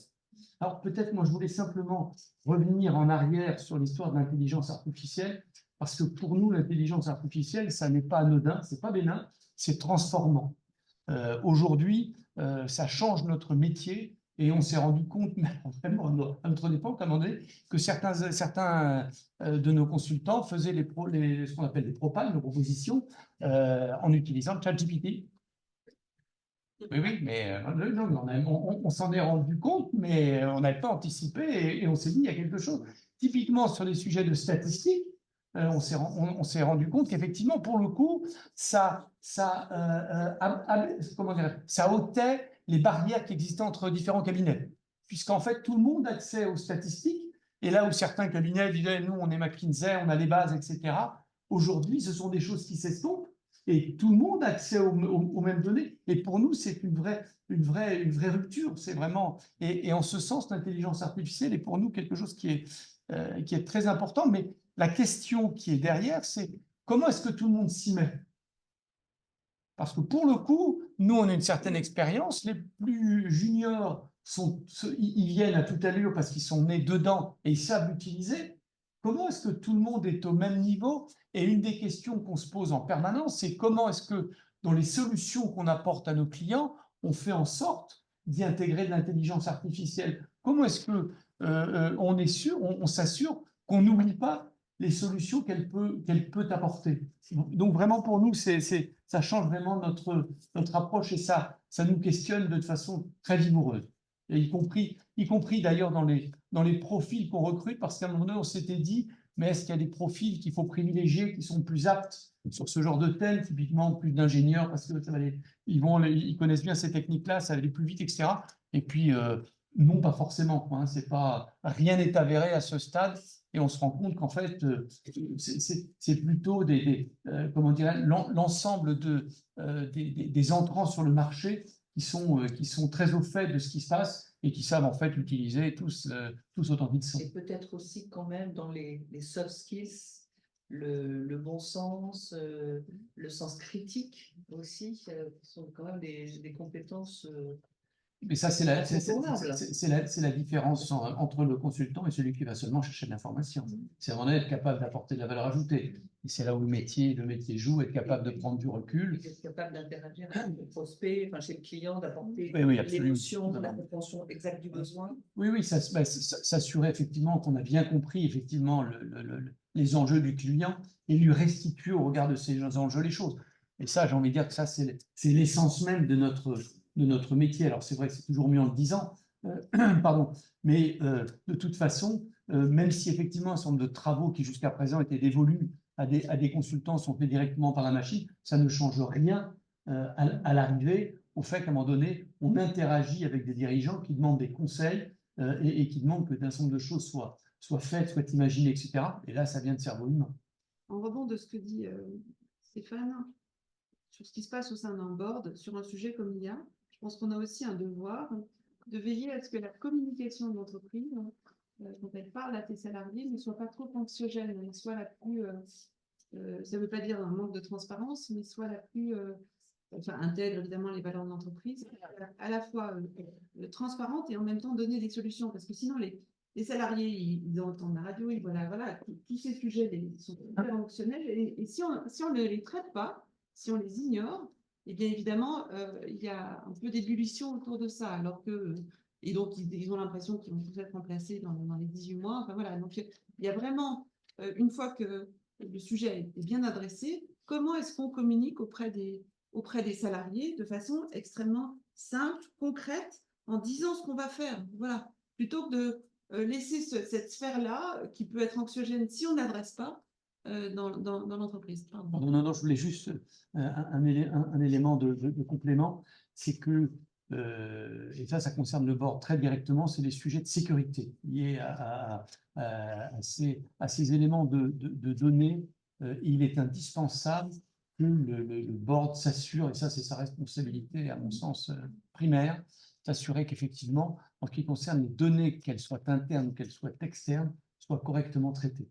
Alors, on interagit pas mal avec le ministère de la Défense, donc on a une culture comment dirais-je, de la sécurité de la donnée, mais c'est vraiment quelque chose qui est très important parce que là, s'il n'y a pas ce rappel régulier, enfin ces règles précises et ce rappel régulier de ces règles avec des gens en charge de ça, ça peut vite être compliqué. Merci. Alors, avant de donner la parole à la salle, je pense que les questions sont nombreuses. Henri, peut-être un apport par rapport à toutes les choses que nous avons entendues? Non, enfin, une petite anecdote, c'est qu'il y a 2 jours, j'étais dans une conférence et visiblement le présentateur m'a présenté via ce qu'il avait reçu de ChatGPT. Donc j'ai appris que j'étais un spécialiste des politiques énergétiques. Je n'ai pas utilisé ChatGPT pour présenter. Je n'ai pas cherché et je n'ai pas voulu contredire. Non, petit point complément, mais vraiment micro-point, ce n'est pas une formule par rapport à ce que vous dites. On a, dans le cadre de l'achat, on fait des focus group avec des gens de la technique, avec des DRH de la transfo, mais aussi avec des gens, avec des syndicats autour des questions de l'impact que les IA génératives vont avoir sur le management et les processus de décision. C'est très, très préliminaire, mais un truc qui sort, et ça revient un peu à ce que vous disiez. Bon, il faut évidemment former les gens à l'utiliser. De toute façon, il y a un vrai apprentissage de faire pour bien prompter, comme on dit, la machine, mais au-delà de ça, et puis bien sûr de repérer les erreurs, qu'est-ce que vous dites sur les données, il y a aussi de savoir quelles tâches on va générativer. Parce que beaucoup de ceux qui l'utilisent énormément, mais parmi notamment ces personnes qui les produisent eux-mêmes, il y avait dans un groupe, par exemple, chez Deezer, le responsable de la technologie, qui lui a besoin d'IA générative pour aller encore plus, pour customiser encore plus les offres qu'il a vis-à-vis des clients, etc. Et beaucoup nous ont dit, il y a aussi un artiste qui travaillait sur les dessins animés, donc avec l'IA générative, on peut faire des choses aussi. Et ils ont souligné de manière tout simplement éclatante, c'est l'effet de vide que ça peut créer quand on ne recourt qu'à ça, parce qu'il n'y a plus d'apprentissage. Parce qu'en fait, quand vous donnez une activité de synthèse, vous vous soulagez, de cette activité de synthèse, de toute une série de documents qui sont compliqués à lire, etc. Effectivement, mais en même temps, vous perdez la capacité à apprendre. Et une fois que vous avez fait la tâche et que vous avez intégré, vous restez aussi vite d'une certaine manière que vous l'étiez avant. Donc, comment on continue de maintenir des dynamiques cognitives et d'attrait pour l'apprentissage quand ce type de technologie se développe et en quelque part nous pousse dans notre penchant naturel à la flemmardise et à l'envie de faire les choses plus rapidement. Bien, merci. On propose maintenant, voilà, de poser toutes les questions que ces sujets vous inspirent, peut-être des témoignages aussi, parce que vous avez sans doute des pratiques aussi dans le conseil d'administration. Comment ça réagit par rapport à tout ça? Oui, pour commencer, j'ai été intéressée par l'observation d'hypothèses, moi si je n'ai pas les bons termes, de l'impact de la coopération sur la qualité de la performance des organisations. Je voulais vous interroger sur les leviers, les KPI, cette expression, qui permettraient d'améliorer les conditions, comme vous dites, de développement de la coopération. Alors, je ne parle pas des critères de recrutement, de profil, des critères de reconnaissance qui sont classiques et je pense qu'on va intégrer au sein des organisations. Mais est-ce que dans votre réflexion, vous avez identifié des leviers, des critères, parce que finalement, on n'a pas beaucoup parlé de la coopération dans la suite du débat, et j'aimerais peut-être qu'on revienne un petit peu sur ce sujet de façon plus collective. Alors, très bonne question. Si j'avais trouvé des leviers universels, je serais sur mon yacht en Méditerranée, je serais certainement en visio, je ne serais pas juste le professeur à Sciences Po, mais j'exagère. Oui, on a pas mal d'éléments sur les conditions qui sont favorables à l'induction de la réciprocité dans l'échange de manière durable. Donc, nous, on appelle la coopération, je dis cette définition volontairement. Et on commence à repérer, comme disent les anglo-saxons, des patterns de conditions qui sont favorables à la coopération. Ça, c'est une première chose. Donc, ce serait trop long de tous les énumérer. Mais on a surtout, on pousse surtout pour une méthode, qui est une méthode qui consiste en fonction de la taille de l'organisation, en fonction de ce qu'elle fait, d'avoir une approche clinique, un peu comme un médecin, vous avez un savoir généraliste, hein, et puis vous allez regarder, vous allez adapter le traitement en fonction, j'ai envie de dire, d'un diagnostic et des caractéristiques particulières du patient. Nous, c'est surtout ce vers quoi on pousse. Alors effectivement, c'est des solutions qui ne sont pas industrialisables, comme peuvent l'être peut-être celles des consultants, mais très souvent, en fait, on va repérer les endroits, par exemple les endroits dont vous disiez qui sont en souffrance, et on essaie de comprendre pourquoi ces acteurs en souffrance, qui sont les voitures balais, juste avant la sortie de la output de l'organisation, que ce soit un bien public ou un service marchand ou une voiture, et on essaie de repérer pourquoi ils ont du mal à négocier la coopération d'autrui et qui sont donc autant en souffrance, il y a beaucoup de turnover, et on fait des propositions qui sont très spécifiques à partir de ces diagnostics qui sont très spécifiques. Alors, j'ai bien conscience que c'est une réponse qui a un niveau de généralité. Malheureusement, on n'est pas là pour les recettes, mais en tout cas, c'est vraiment cette approche clinique et on le fait de plus en plus. En fait, on a créé cette chaire transformation des organisations et du travail à Sciences Po parce que de plus en plus, on avait des demandes de cabinets de conseil, soit pour les aider à intervenir dans des missions, où des clients voulaient faire un diagnostic avant une transformation, ou alors ils étaient au milieu du gué et ils avaient vraiment du mal, il y avait beaucoup de résistance, la réforme ne se passait pas. Ça va, des choses qui paraissent élémentaires, comme la mise en place d'un système généralisé pour un grand groupe de luxe, de gestion des achats, jusqu'à, on a fait quelque chose pour le ministère des Armées, ils ont fait une grosse transformation des systèmes de communication et de maintenance des systèmes de communication, et au milieu du gué, là aussi, ça s'est arrêté. Donc à chaque fois, aller finement dans les endroits, et ils avaient besoin d'un regard un peu complémentaire sur les déterminants de cette résistance, et la chaire, on l'a montée, parce que de plus en plus de gens venaient le voir, et notamment suite à la digitalisation des organisations. On nous avait présenté la digitalisation des organisations comme enfin un moyen qui allait se faire, voilà, un outil neutre, qui allait être appliqué, qui allait faciliter la coopération entre les acteurs de l'organisation et l'intermédiation avec leurs clients ou avec le citoyen. Et en fait, ces grands projets de digitalisation connaissent un nombre de problèmes incroyables qui ne sont pas que des problèmes techniques, voire pas du tout des problèmes techniques. Hein. Et il y a vraiment des moments où on renonce à cause de ça, quoi. On refuse l'appariement entre deux bases de données clients de deux grandes banques après 5 ans avec 300 consultants en permanence dessus pour des questions humaines. Je ne cite pas évidemment la DSI qui est concernée par... Mais, et ça, on en a plein. Voilà. Donc, travailler sur les déterminants de la coopération, c'est se rendre dans les endroits où ça souffre, comprendre pourquoi ça souffre, pourquoi ces acteurs collectifs ou individuels ont du mal à négocier la coopération d'autrui. Et de facto, quand vous posez ce type de diagnostic, eh ben, vous pointez vers une thérapeutique qu'on co-construit évidemment avec la personne, avec les responsables, parce que nous, moi, je ne suis pas un responsable, un professionnel des télécommunications, de la distribution d'eau, du métro à Paris, toutes sortes d'organisations avec lesquelles on a travaillé. En revanche, avec eux, on les aide à construire en disant attention, si vous touchez à ça, il y aura peut-être ça, et à affiner les transformations organisationnelles qui vont permettre de cranter une nécessité de coopération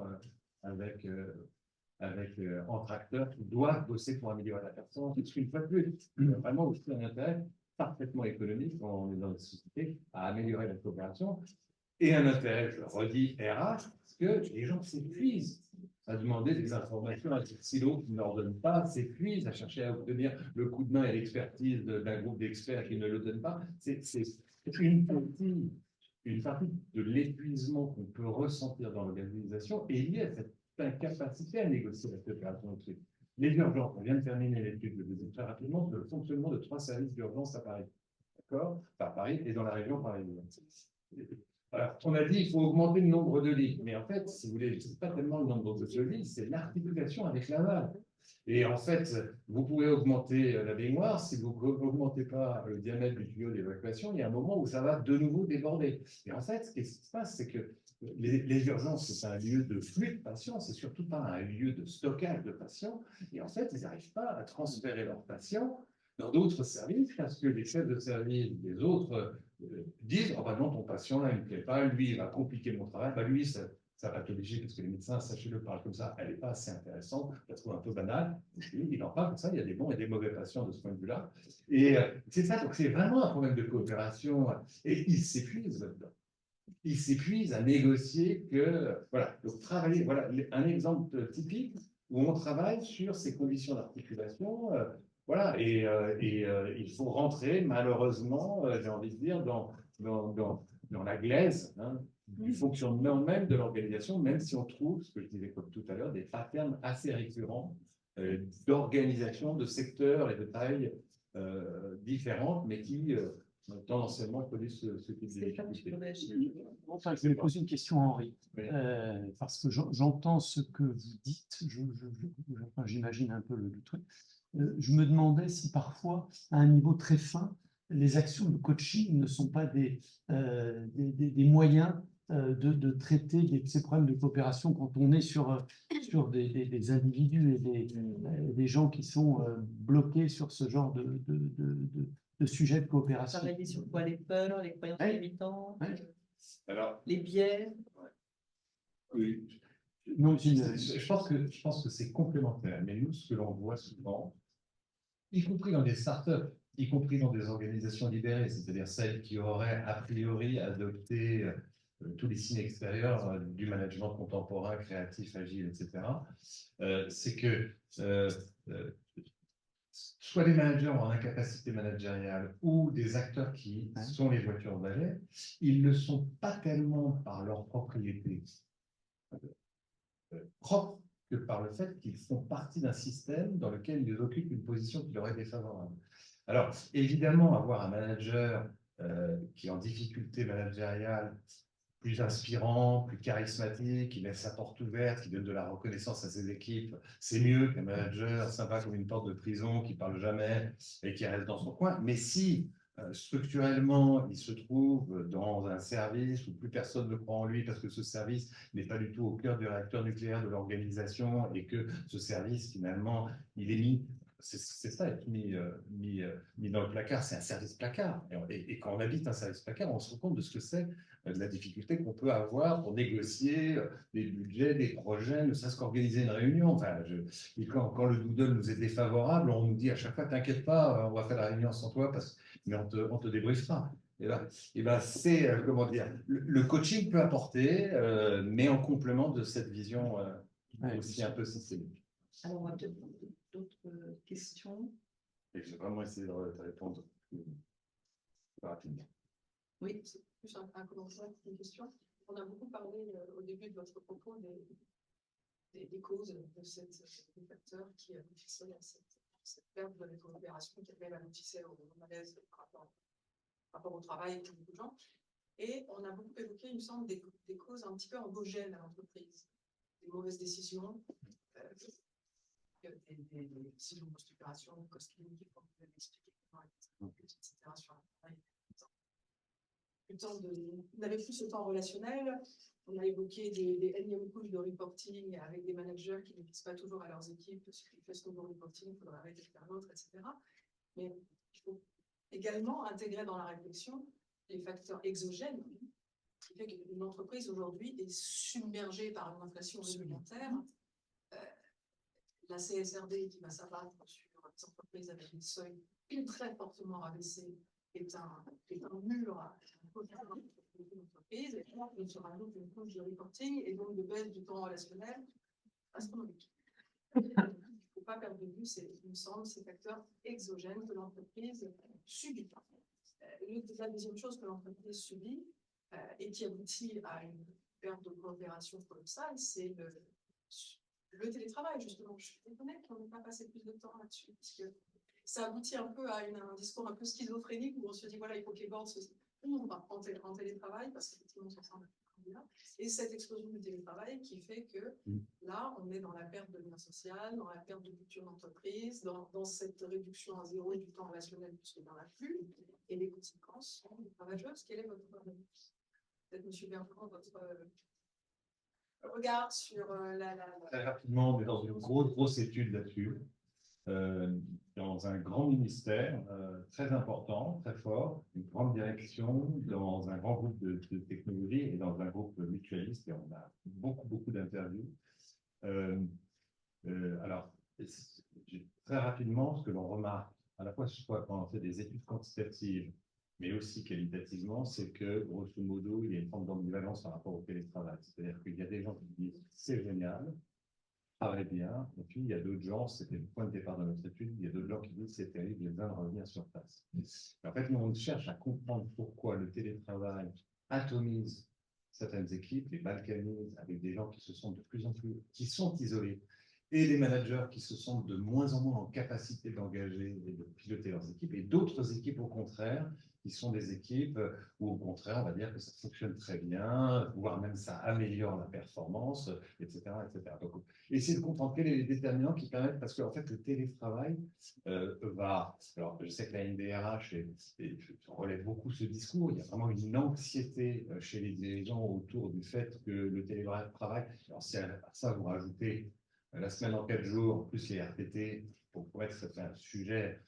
Et ce qu'il ne va pas y avoir désintégration de l'organisation, c'est-à-dire qu'on ne sait plus tenir l'intégration, c'est faire tenir ensemble. Voilà, il y a cette crainte, mais le télétravail impacte très différemment les équipes, et donc c'est important. Alors on a des hypothèses, je me taire parce que j'ai trop parlé, mais on a pas mal d'hypothèses sur pourquoi dans certaines équipes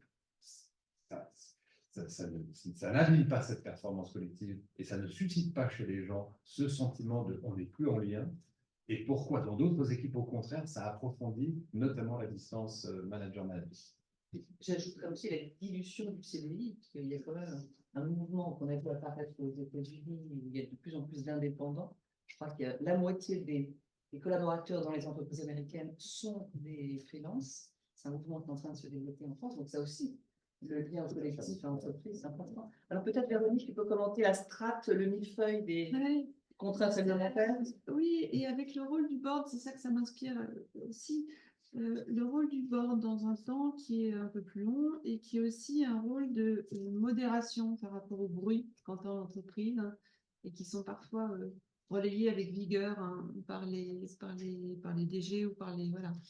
La CSRD, j'ai entendu tout moi, sur la CSRD, dans les ETI, dans tel mouvement, ça va être un millefeuille, ça va être... voilà, bon, une fois qu'on a dit ça, c'est pas... Voilà, qu'est-ce qu'on en fait si on regarde un peu plus, c'est peut-être aussi, on peut le voir, c'est pas la méthode absolument optimiste, mais on peut le voir aussi comme un chemin, peut-être une opportunité vers un chemin vers plus de ESG avec finalement une réflexion qui est nécessaire et c'est pas la personne qui doit la mener, mais encourager à ce qu'elle ait lieu sur quelles sont nos priorités en matière de ESG, comment on va s'y prendre, avec quelles ressources, où est-ce qu'on va mettre du gaz. On a la seule obligation, c'est d'être transparent. Donc voilà. Mais si on écoute tous ces bruits autour de ça, et si on veut respecter tout à la lettre, bien évidemment, on est dans le côté anxiogène et on ne bouge plus. Et donc, le board, il est là pour dire la solution on ne bouge plus, ça n'existe pas. Et donc, comment, à qui on fait appel et pour mettre en mouvement l'organisation et éviter le refus d'obstacles. Voilà. Sur l'autre exemple que vous prenez sur le télétravail, moi, je n'ai pas voix au chapitre sur est-ce que c'est bien ou est-ce que c'est pas bien, ça dépend des organisations. L'exemple que j'ai pris tout à l'heure, c'est parce qu'il y avait un problème, des signaux faibles en matière d'attractivité dans post-Covid, dans un des boards, et donc on a trouvé des solutions. Là encore, le board, pour moi, au-delà des bruits, a un effet peut-être de modérateur. Vous avez beaucoup de discours à l'emporte-pièce, c'est bien, c'est pas bien, j'en sais rien. Peut-être que le board se doit d'aider en tout cas l'exécutif à trouver là où c'est pertinent, en fonction des géographies des business models, les bons équilibres. Voilà. Et donc, on est, comme on disait tout à l'heure, dans des solutions locales, globales et autres, mais en faisant en sorte que cette discussion ait lieu. Voilà. Non, mais je vous citais uniquement parce que ce dialogue illustrait cette oui, mais tout à fait. schizophrénie dans laquelle on Bien est, sûr. avec effectivement des jeunes aujourd'hui qui disent moi, si je n'ai pas X jours de télétravail, je ne regarde même pas le poste même. Et en même temps, les conséquences parfois dramatiques du télétravail sur certaines organisations, sur la santé mentale des salariés eux-mêmes, qui au début trouvent ça très bien, mais c'est moi après. Donc c'est compliqué. Juste peut-être pour compléter, sur l'histoire de la CSRD, moi, pour travailler actuellement chez un important client, ce qui me frappe, c'est en fait le manque d'explication. Je ne jugerai pas de la charge de travail que ça représente. Ce qui me frappe, en revanche, c'est le manque d'explication du pourquoi et du comment. Et je pense que c'est quelque chose qui relève initialement du conseil d'administration et puis après dans toutes les conseils des filiales, mais je pense que c'est vraiment quelque chose d'important parce qu'on voit bien que si ce n'est pas expliqué, effectivement, c'est vite vu comme quelque chose de rébarbatif, d'inutile. Ensuite, sur le télétravail, alors moi je fais de façon très simple 3 catégories de télétravail. On voit bien qu'aujourd'hui, il y a des métiers typiquement dans l'informatique où les gens qui sont dans ce secteur-là, c'est 100% ou rien. J'ai des exemples précis, et il y en a plein, où c'est 100% ou rien. Si vous dites, non, il faudrait peut-être venir une journée, c'est non. Il répond même pas. Vous souvenez SAP qui a décidé d'arrêter le télétravail, 5000 salariés ont envoyé une lettre de démission. Absolument. Donc ça, voilà. Donc ça, c'est la première. On a deuxièmement d'autres. Alors chez nous, ce sont plutôt les fonctions support qui disent, nous on veut un quota de télétravail. Bon, très bien, quota, c'est 2 jours par semaine. Ça se négocie, c'est pas plus compliqué que ça. Et puis, il y a le cœur, si je puis dire, du réacteur chez nous, sont les consultants. C'est combien? Alors, nous, on a fait le choix de dire, écoutez, débrouillez-vous. Nous sommes entre gens intelligents. Vous prenez en main, vous avez de la liberté. Mais la liberté, elle a une contrepartie. C'est qu'effectivement, il faut être au rendez-vous de la production, mais aussi au rendez-vous de la transmission. C'est-à-dire qu'en fait, si vous décidez de faire plus de RTT, puis qu'à la fin, on considère que vous n'êtes pas au niveau pour passer à tel grade, vous ne passerez pas à tel grade, mais il ne faudra pas vous en prendre à nous, il faudra vous en prendre à vous-même. là-dessus, le L'obligation truc de est- résultat. Oui, non, mais ils assument, c'est la preuve de, c'est un sujet de responsabilité. Et le sujet, c'est de, et ça s'explique assez bien, et ça nous amène parfois à dire à des consultants, attention, t'es pas suffisamment là, reviens parce qu'on voit bien qu'il y a un problème. Mais ça veut dire qu'on est dans un choix, et le choix, en fait, on l'a fait assez vite, assez tôt, en disant quelles règles on peut poser, puis on s'est rendu compte qu'entre nous, et là, pour le coup, ça s'est joué au conseil, c'était un brouhaha. Alors, non pas qu'on soit un vaste conseil, mais enfin, c'était quand même un brouhaha. Et entre certains qui disent, bon, bah, c'est comme ça et pas autrement, puis voilà, on fait rien, puis on attend, enfin bon, bref. Et en fait, on s'est rendu compte que dès lors que c'était expliqué, que les règles du jeu étaient expliquées, je touche du bois, mais pour l'instant, et c'est pour ça que tout à l'heure, on n'en a pas parlé, c'est que ce sujet du télétravail, j'ai le sentiment alors que progressivement Il est un peu peut-être se éloigné. banalise. Voilà, puis de toute façon, on s'y fait, puis c'est comme ça, et pas autrement. Mais je pense, voilà, et en fait, il faut mettre la responsabilité dans la main des acteurs, mais ça veut dire qu'aussi que le management doit être capable de gérer ça, mais là, c'est à nous, c'est un travail collectif, de dire comment est-ce que on adapte notre mode de management à ces nouvelles façons de travailler. Mais enfin, si un consultant n'est pas capable de faire ça, c'est qu'il y a un problème. Oui.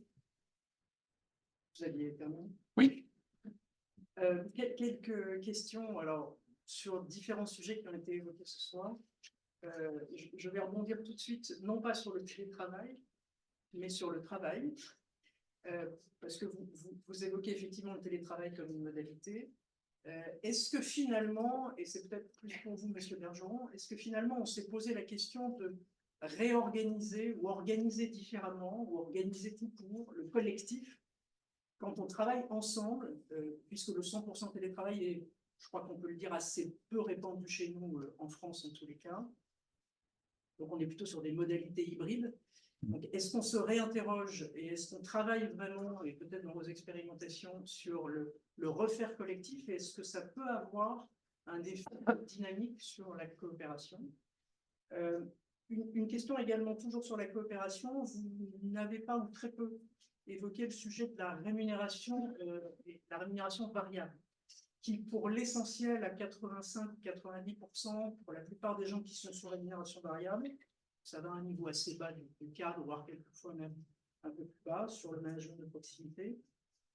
On est sur du variable individuel et non pas du variable collectif. Est-ce que vous avez regardé ce sujet et est-ce que vous avez connaissance d'exemples où, à contrario, on a mis du quasi 100% collectif et est-ce que ça a un effet sur la coopération, y compris sur des travaux visant à reproduire des comptes de résultats un peu fictifs pour permettre à plusieurs entités ou plusieurs divisions de travailler ensemble alors que juridiquement, elles n'ont pas de périmètre financier commun. Et puis vous avez, je crois, Madame Stadt, évoqué très rapidement les administrateurs représentant les salariés. Est-ce que vous pensez, notamment par rapport à vos expériences, que ça peut avoir un effet intéressant et positif sur la mise en lumière du sujet social et du sujet humain au sein, et donc du capital humain, au sein des boards? Et puis, dernière question, et là je vous rejoins aussi sur la CSRD. On a tout à fait le choix dans les boards et même le devoir de choisir ce que l'on veut traiter et d'avoir ce plan de progrès, puisqu'évidemment, on ne va pas tous embrasser tout de suite les 1100 points de data qui sont couverts par les différents éléments de la CSRD. Et donc, est-ce que vous pensez que ça peut être parce que c'est une forme comptable finalement d'approche des choses, est-ce que vous pensez que ça peut avoir un effet bénéfique sur tout le volet humain? Bon, alors, quelle question? Je suis désolée. Il ne reste pas beaucoup de temps, mais c'est des questions passionnantes. Merci pour ces questions. Peut-être Henri, d'abord. Alors, sur votre deuxième question, non, je n'ai pas d'éléments. Je crois savoir qu'il y a un peu de littérature là-dessus. Donc, ça, si ça vous intéresse, voilà, vous m'envoyez un mail et puis je pourrais vous orienter, mais je ne suis pas du tout un spécialiste de ça, mais il y a des gens qui travaillent effectivement sur la première question. Pour le dire très rapidement, quelques éléments que l'on trouve. D'abord, le télétravail, ce qu'on constate, c'est ne réduit pas le contrôle managérial. au sens où finalement les gens qui glandent sur place, ils glandent en télétravail, et de toute façon, on ne peut pas être derrière chacun de ces managers, derrière son ordinateur, y compris sur les flex office. Et en fait, ce qu'on remarque, c'est que finalement, le télétravail, c'est pas une cause, c'est un facteur d'approfondissement, un catalyseur. Donc, dans les équipes où, grosso modo, le manager était avec plein d'experts très autonomes, et où finalement, l'apport pour la résolution de toute une série de problèmes du manager était faible, eh bien, le télétravail a approfondi une distance managériale qui existait déjà. En revanche, dans les groupes où le manager est quelqu'un qui apporte, qui connaît bien les sujets techniques, qui est capable de faire des liens, etc., le télétravail a approfondi cette interdépendance, il n'a pas du tout abîmé. Donc parfois, vous avez des groupes projets où il y a vraiment une interdépendance, parce qu'il y en a un qui fait du marketing, d'autres de la finance, etc. Et voilà, qu'il y ait télétravail, pas télétravail, ça ne détruit pas le collectif. Voilà. Là, ça, c'est toute chose égale par ailleurs. Je ne parle pas de l'onboarding, etc. Alors, effectivement, quand on doit négocier de la coopération avec des gens avec qui on ne travaille pas, beaucoup de télétravail complexifie. Voilà. Mais le télétravail, pour nous, est plus un facteur d'approfondissement de choses existantes, plus qu'il n'est dans une sorte de révélateur. 2 questions en 2 minutes, hein, c'est ça. Alors, les administrateurs salariés, oui. Je pense que ça peut être très vertueux pour mieux comprendre les enjeux humains, pour mieux comprendre les sujets liés aux salariés. Et puis aussi, parce que quand on a des administrateurs salariés au sein du board, les sujets autour du partage de la valeur ont des discussions un peu plus riches. Maintenant, il y a des conditions.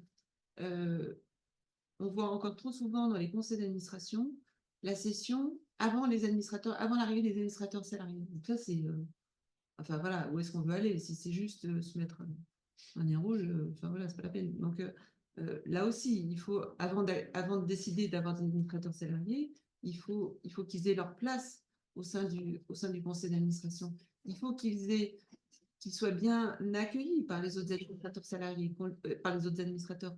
On les écoute, qu'on crée du dialogue dans les comités ou autres, voilà, pour qu'ils soient valorisés. Et il faut aussi, il y a une question qui est comme souvent liée à l'homme, hein, c'est qu'il faut qu'il y ait un bon casting. Voilà. Donc, oui, mais ce n'est pas toujours le cas. Hein. Donc, ça vaut le coup de regarder. Donc, si on les sélectionne parce que ils sont oui, on ne va rien en tirer. Voilà. Et donc, on peut là aussi se faire peur avec les sujets de confidentialité. C'est un mauvais débat, ça. Si on les accueille bien, s'il y a le bon casting avec des gens intéressants, voilà, voilà, donc ça peut être très vertueux. Deuxième question, la CSRD. Oui, on peut en faire un bon chemin avec les bonnes priorités, quel que soit le niveau de maturité d'entreprise. Hein, ça va nous permettre d'avoir le sujet en discussion. C'est comme les sujets humains. Hein. Dès lors qu'on en discute, on avance. D'avoir quelques indicateurs et puis de se mettre en mouvement et d'essayer d'être un peu au-dessus de la marée. C'est-à-dire, si vous progressez au rythme de la marée, vous avancez, enfin voilà, en différence, vous n'avancez pas assez. Donc, ça permet d'avoir un cadre, de se mettre en mouvement ensemble. Pour moi, le fait qu'un indicateur soit produit et révisé dans un comité d'audit, c'est pas, on s'en fiche en fait.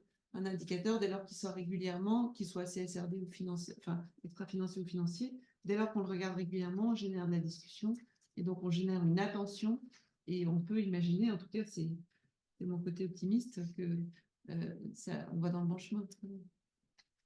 En t'entendant, je me dis que le contexte a beau évoluer dans ce contexte de transformation qui accélère, certains éléments demeurent immuables dans le bon fonctionnement du conseil. L'incarnation de valeurs comme la responsabilité, le courage, la collégialité, l'engagement. Un conseil qui doit jouer le rôle de mouche, de coche et montrer la voie à suivre. C'est gage d'optimiste. Alors, écoutez, merci pour ces échanges tout à fait passionnants. Et puis, alors, je vais passer la parole à Didier qui va annoncer le prochain événement du cercle. Toujours en action. Merci, Valérie. Oui, nous vous donnons rendez-vous le 13 juin au soir à l'Amphi Érignac pour une conférence sur le sujet « Faut-il aller au-delà de la loi Pacte ?» en matière de gouvernance et d'intégration des autres parties prenantes dans la gouvernance des entreprises. La loi Pacte a fait déjà des progrès que l'on n'attendait pas, même en 2019. Cependant, la partie prenante actionnaire reste prédominante dans le système de gouvernance des entreprises. Donc, on va poser la question avec un certain nombre de personnes participant à cette question. Et notamment, il y aura Yves Perrier, que vous devez peut-être connaître dans le domaine de la finance. Marie-Annick Nadal, qui est administratrice du groupe Renault. Il y aura Jean-Philippe Robet, qui est avocat, professeur à Sciences Po, et qui est une des personnes qui a participé à la négociation et la rédaction du fameux article 1833 en prenant en considération les enjeux environnementaux et sociaux. C'est un article qui a donné lieu à des négociations très ardues à l'époque, en 2019.